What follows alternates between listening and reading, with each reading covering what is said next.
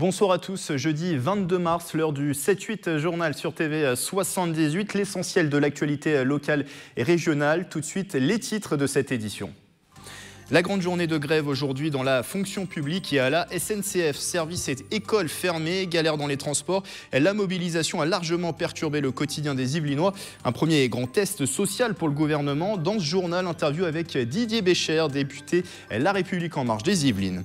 Autre contestation à Trappes où certains parents d'élèves et enseignants s'opposent à la mairie. Elle veut instaurer de nouveaux rythmes scolaires. Passé à 4 jours, notamment pour la maternelle, une demande de dérogation a été envoyée à l'Éducation nationale. Et puis c'est une semaine qui mêle art et sciences. Les rencontres In-Cité ont été initiées par le Théâtre National de Saint-Quentin en Yvelines. Une question est posée pour cette deuxième édition. Serons-nous humains demain? Reportage.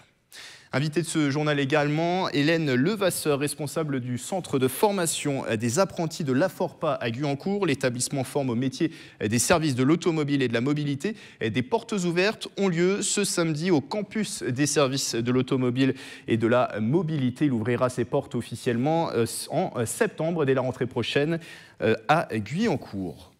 40 000 fonctionnaires et 25 000 cheminots mobilisés ce jeudi après-midi à Paris. Ils étaient appelés à manifester contre l'action du gouvernement. La mobilisation a débuté dès ce matin. Vous le voyez en image à Versailles. Une centaine de syndicalistes de la CGT s'est rassemblée devant la préfecture des Yvelines. 8 bus ont pris ensuite la route de la capitale. Les grévistes sont contre l'externalisation des services publics et dénoncent la future suppression de 120 000 postes de fonctionnaires. Ils demandent clairement au gouvernement de reculer. Propos recueillis par Patrick Jacques de Dixmude. Des discussions, des négociations, nous on y est favorable. Il y a plein de choses qui peuvent être améliorées. Être sur la logique de supprimer 120 000 postes, c'est ça qui nous prépare, dont 70 000 postes dans la fonction publique territoriale, c'est inconcevable quand on voit l'explosion des besoins. Il y a eu la période d'enneigement, par exemple, les épisodes neigeux où tout le monde se disait ça va pas assez vite. Mais derrière, c'est des moyens. Le problème, il est juste là-dessus, en fait. Si ça met du temps à déneiger, c'est parce qu'il n'y a pas assez de monde. C'est très concret, c'est très basique. Donc, si un message peut passer aujourd'hui auprès de M. Macron, c'est OK pour négocier, mais négocier, c'est pour améliorer le service public, pas pour le détériorer. Ça, on ne pourra jamais accepter ça. Et le mouvement de grève de la fonction publique a concerné également aujourd'hui Météo France à Trappes. 30% des salariés ont débrayé, comme 29 autres centres de prévision en France. Le site de Trappes va fermer d'ici 2022. 500 emplois en péril qui viendraient s'ajouter déjà à 700 postes supprimés depuis 2012. Un risque à terme pour la qualité et la précision des prévisions au niveau local, selon les grévistes. Météo France ne compterait plus que 2500 agents en 2022. Interview réalisée par Michael Elmidoro. C'est-à-dire qu'il n'y aurait plus de prévisions qui seraient faites sur les Yvelines et sur le Val d'Oise depuis Trappes, comme c'est fait actuellement. Mais ça sera fait à partir de Saint-Mandé, dans le Val-de-Marne, où se trouve actuellement la direction de Météo France et la direction régionale Île-de-France Centre. Au niveau des prévisions de proximité, comme on a besoin pour ce qu'on appelle la viabilité hivernale, c'est-à-dire l'état des routes pendant l'hiver, on sait que ça va avoir de grosses répercussions. On a vu déjà pas mal de problèmes cet hiver avec les épisodes neigeux. Et là, avec une absence de proximité, ça risque d'être extrêmement compliqué pour les usagers. La journée de grève a bien sûr créé des perturbations, écoles et services fermés. Conditions difficiles aussi dans les transports. Ce jeudi matin à la gare de Saint-Quentin en Yvelines, nombreux étaient les voyageurs impactés. Pas de trafic sur la ligne U, un train sur 2 sur la ligne N. Aucune circulation entre Plaisir et Dreux. Et puis une rame sur 3 pour le RERC. Les usagers, pour la plupart agacés, ont dû prendre leur mal en patience. Écoutez quelques réactions collectées par Michael Elmidoro. Alors là, je viens d'apprendre qu'il faut prendre la ligne C pour prendre une correspondance. Bon, il y a quand même pas mal de personnes mobilisées, des gens qui sont là pour les renseigner, mais bon, après, on sait tous que ça va être compliqué, qu'on doit tous s'organiser. Il n'y a pas de train, il n'y a aucun train, on peut limite même pas rentrer chez nous. Et voilà, quoi, c'est très... Ça donne même pas envie d'aller travailler, même d'aller à l'école. Je la comprends pas très bien, cette grève, donc bon, là c'est vraiment embêtant pour le coup. C'est très dérangeant. Donc là, moi, d'habitude, je prends la ligne U. Donc, j'ai pas du tout de train et c'est très embêtant. une certaine lassitude. C'est sûr qu'on a des contraintes professionnelles, comme les gens de la SNCF. Donc après, nous aussi, on doit pouvoir se rendre à nos lieux de travail. Donc après, nous aussi, on peut en payer les pots cassés selon les retards qu'on subit. Cette journée du jeudi 22 mars qui a été aussi l'occasion de faire remonter d'autres griefs contre le gouvernement, comme pour cette dizaine d'élèves qui a bloqué ce matin l'accès au lycée La Bruyère à Versailles. Mobilisation à l'appui notamment du mouvement Génération contre la plateforme d'admission post-bac Parcoursup. Lancée en ce début d'année, elle instaure une forme de sélection à l'entrée des universités selon ses opposants. Pour parler de ce grand mouvement de grève aujourd'hui, Didier Bécher est avec nous par téléphone. Bonsoir. Bonsoir. Vous êtes le député de La République En Marche de la première circonscription des Yvelines. Alors aujourd'hui, cette grande journée de grève, c'est le premier vrai test social pour le gouvernement. C'est une journée, j'imagine, que vous avez suivie avec attention. Oui, bien sûr, c'est une journée que j'ai suivie avec attention. Et puis, malheureusement aussi, comme tous les Yvelinois, j'ai subi les conséquences de cette grève puisque je me déplace en transport en commun. Donc, j'ai été moi-même très impacté par les difficultés de transport. Donc, ce qui n'est pas facile, ce qui n'est pas facile. Et je partage cette difficulté avec tous ceux qui ont été victimes de cette grève. Voilà. Moi, je dois dire que j'ai un petit peu de mal avec le principe de la grève préventive, puisque vous savez que pour ce qui concerne la SNCF, nous sommes dans un processus de dialogue qui est ouvert avec les syndicats. Il y a déjà une vingtaine de réunions qui ont eu lieu avec eux. Il y a 2 mois de concertation qui sont prévus pour parler du plan d'évolution de la SNCF, pour préparer la SNCF à un avenir meilleur. Donc voilà, donc j'ai un petit peu de mal à comprendre quel est l'objectif d'une grève alors qu'on est en discussion et qu'on est vraiment dans une posture d'écoute avec les organisations syndicales. Le gouvernement va vite, beaucoup de lois votées, vous le dites, il y a des projets également sur la table qui sont en cours. Alors les fonctionnaires, eux, se sont mobilisés aujourd'hui, notamment, alors motif des griefs, le gel du point d'indice, l'instauration aussi du jour de carence. Vous parliez des cheminots et de cette réforme du rail qui est en préparation. Vous comprenez cette mobilisation? Vous nous disiez il y a un instant, ces mobilisations préventives, vous les comprenez pas forcément, c'est ça? Moi, je pense que je comprends toute manifestation et toute difficulté que telle ou telle personne ou syndicat peut exprimer. C'est en ça que nous sommes dans une posture d'écoute. Après, je pense que sur les fonctionnaires, la mobilisation d'ailleurs des fonctionnaires n'a pas forcément été très importante, mais on a garanti qu'il n'y aurait pas de perte de pouvoir d'achat par rapport à la compensation de la CSG. Donc je pense qu'il y a déjà des messages qui ont été adressés. Pour les cheminots, bien sûr que les cheminots ont un travail avec des contraintes très spécifiques. Mais que doivent penser les ouvriers du bâtiment, que doivent penser les commerçants qui eux-mêmes ont des contraintes d'horaire, travaillent le week-end, travaillent très tôt le matin, sont pour les ouvriers du bâtiment soumis aux aléas du temps. J'ai envie de dire, il y a plein aujourd'hui de corps de métiers, de branches professionnelles qui sont soumises à des aléas et qui trouvent des accords avec les syndicats pour pallier à ces aléas. Voilà, ce qu'on dit, c'est que le statut des cheminots, il date de 1920 et je pense qu'il est temps de le faire évoluer et on va le faire dans un esprit de concertation et dans l'écoute. Donc vous êtes ouvert à la négociation, c'est ce que vous dites? Et nous sommes totalement ouverts et nous sommes en négociation. Encore une fois, il y a déjà 20 réunions qui ont eu lieu. Il y a 2 mois de concertation qui sont prévus avec les organisations syndicales de cheminots, ils le savent. C'est pour ça que je disais que j'ai un petit peu de mal avec ce concept de grève préventive alors qu'on est en train de négocier et de discuter très ouvertement. Merci Didier Bécher d'avoir été avec nous. Merci. Député LREM de la première circonscription des Yvelines. Merci d'avoir été avec nous. Les rythmes scolaires également dans l'actualité. Ils font débat à Trappes depuis que la mairie a réclamé une dérogation au ministère de l'Éducation nationale. La ville souhaite conserver une semaine de 4 jours et demi en élémentaire, mais veut repasser à 4 jours pour la maternelle, ce qui ne passe pas auprès de certains syndicats et enseignants. Ils dénoncent notamment la perte d'heures de cours pour les plus petits. Explication avec ce sujet de Nicolas Kirillovitz et Patrick Jacques de Dixmude. Dans le froid et sous les fenêtres de l'inspection de l'éducation nationale, enseignants et syndicats locaux expriment leur désaccord. Ils sont opposés au projet de la ville de Trappes sur les rythmes scolaires, un projet qui conserverait le rythme actuel de 4 jours et demi pour les écoliers élémentaires, mais qui basculerait à 4 jours pour les maternelles sans rattrapage des heures supprimées. C'est un principe d'égalité inscrit dans la Constitution, donc il n'est pas, a fortiori sur un territoire comme celui-ci, acceptable que l'on diminue le nombre d'heures d'enseignement. Au-delà de ça, ce que nous demandons, c'est le retour à 4 jours, les 4 jours et demi sur trappe, n'ayant absolument pas fait la preuve d'être satisfaisante. Des rythmes différents en maternelle et en élémentaire, une première qui nécessite l'accord du ministère de l'Éducation nationale. Pour justifier cette innovation, le maire de la ville assure qu'il cherche la meilleure solution pour les enfants et garantit que rien n'est encore décidé.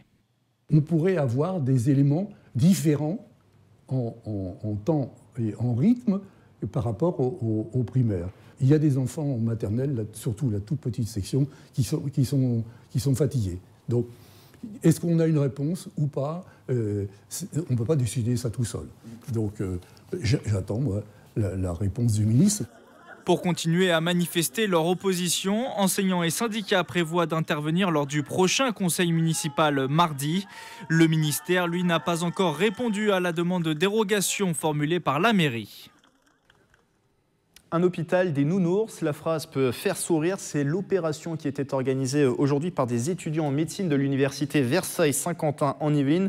L'objectif, c'est de montrer aux plus petits que l'hôpital n'est pas un endroit si dramatique et de leur enseigner également quelques notions médicales et d'hygiène. De nouveau, Nicolas Kirillovitz et Patrick Jacques de Dixmude. Bien, tu vois ça, on va pouvoir le mettre sur la patte de ton doudou. Comme ça va la maintenir toute droite et on va pouvoir réparer les os de sa jambe. Mais qu'arrive-t-il à Lila, le doudou de Noémie? À mon nounours, il a fait du vélo et il est tombé. Ah, et alors, qu'est-ce qui s'est passé? Il s'est cassé la patte. Ah. Si Lila s'est cassé la patte, il faut donc aller à l'hôpital pour la soigner. L'hôpital, ses murs blancs, ses piqûres et ses grandes blouses. Un lieu qui peut effrayer les enfants et c'est pour contrer ce sentiment qu'un dispensaire provisoire s'est installé à Versailles.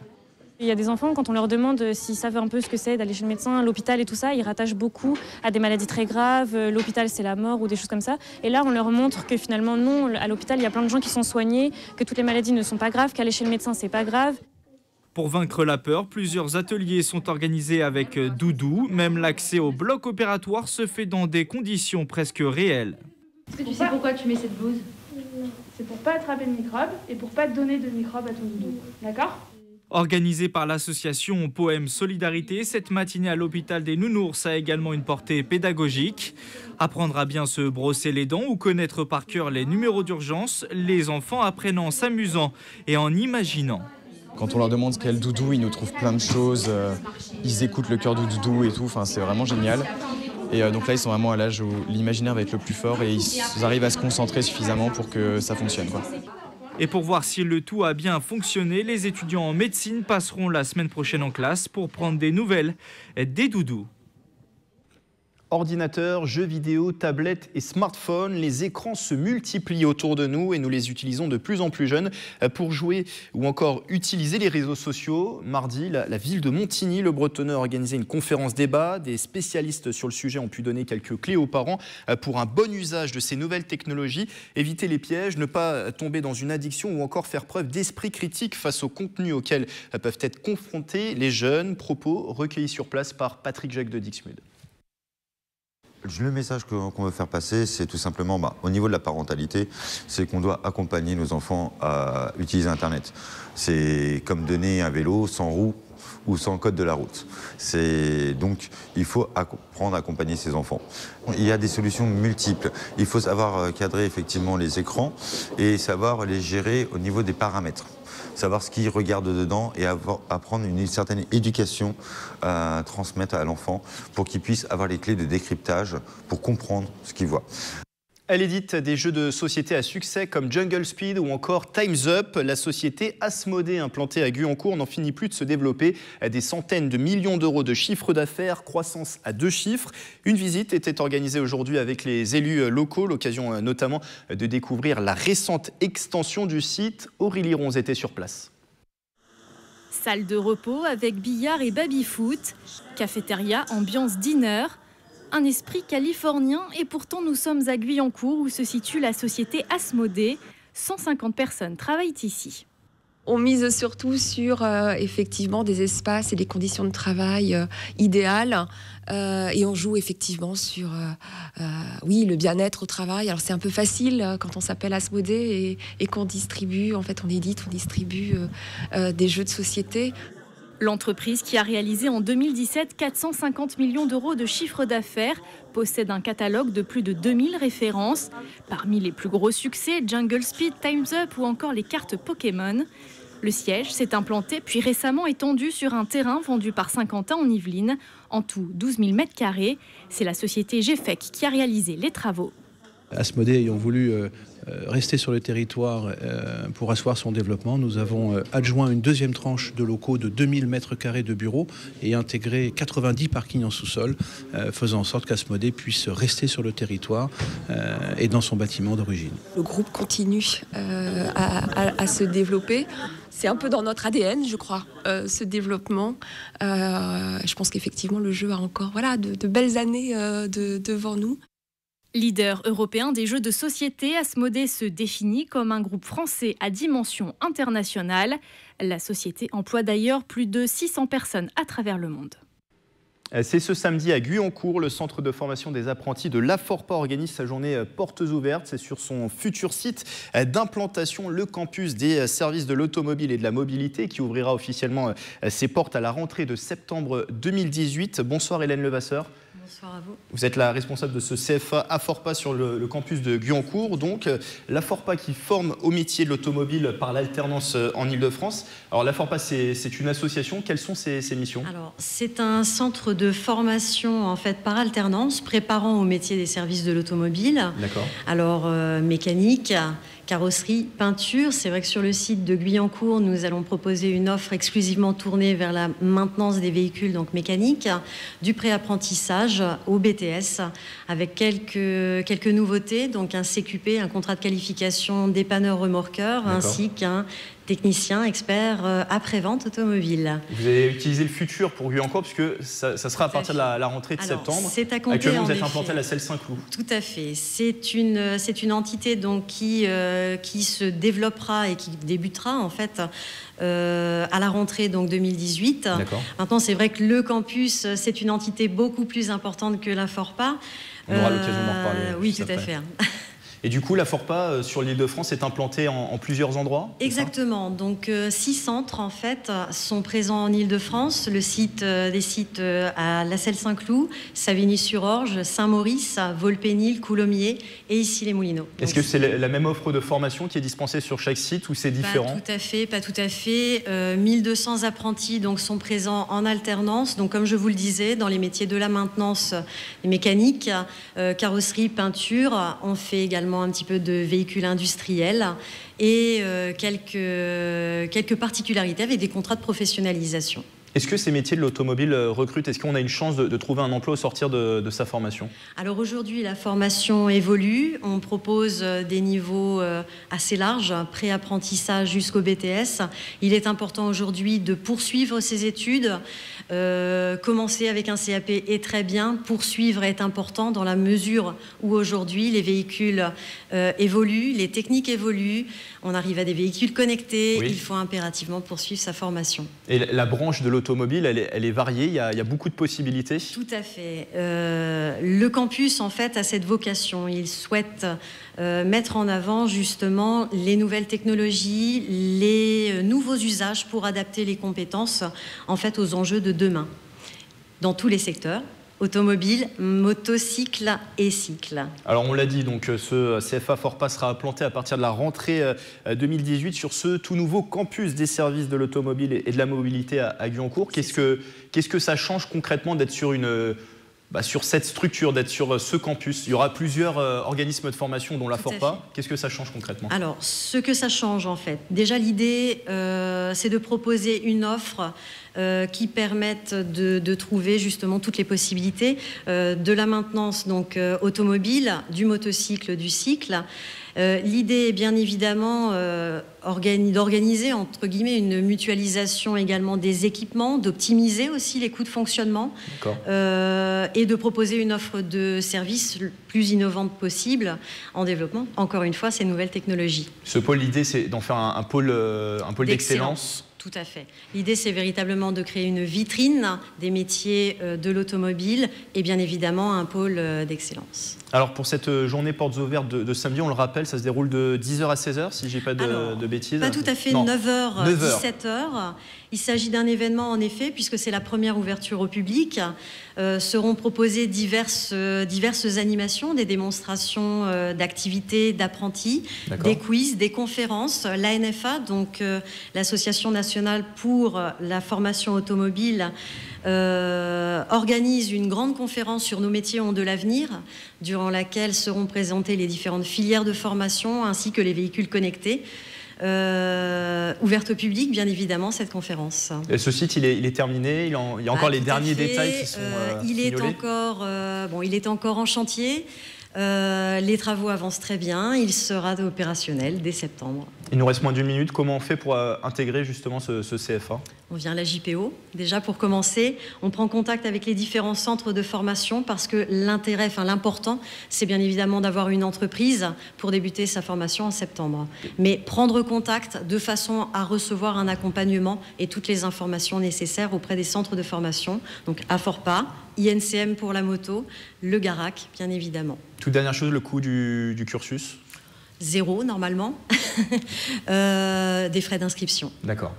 Et merci Hélène Levasseur d'avoir été avec nous. Vous êtes la responsable de ce CFA AFORPA donc, qui ouvrira ses portes officiellement à Guyancourt à la rentrée prochaine sur le campus des métiers de l'automobile et de la mobilité. Plus d'informations sur le site internet qui s'affiche en bas de l'écran.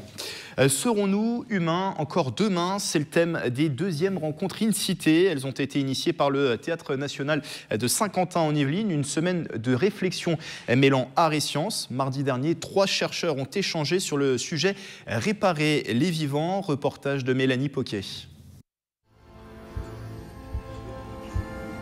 De l'homme qui valait 3 milliards à Oscar Pistorius, la réalité a parfois rattrapé la fiction. Où en est la science? Réparer, c'est chercher à faire face à une défaillance. On répare ce qui est défaillant. Ce qui est défaillant est toujours lié à une norme. Réparer les vivants, une question qui nourrit des fantasmes. Le thème d'une table ronde mardi soir au Théâtre National de Saint-Quentin en Yvelines. Ça passe par des robots de rééducation ou des robots d'assistance dans le cas où il n'y a pas de récupération possible, par exemple des prothèses de membres. On fournit des ersatz, des outils qui répondent à des besoins très spécifiques, mais encore pas de solution polyvalente ou extrêmement adaptable pour rendre leur autonomie aux patients. On sait très bien réparer, hein. On sait réparer des dents, on sait réparer des os fracturés, ça c'est tout à fait clair. Régénérer est plus compliqué, l'idée de la régénération c'est de restituer l'intégrité complète du tissu. 1 heure d'échange autour d'un thème pour comprendre que la fiction pilote parfois les innovations, mais peut susciter des décalages de compréhension. En réalité, la situation est quand même beaucoup plus complexe que ça. Il y a beaucoup de progrès à faire, même si on a fait déjà énormément de progrès.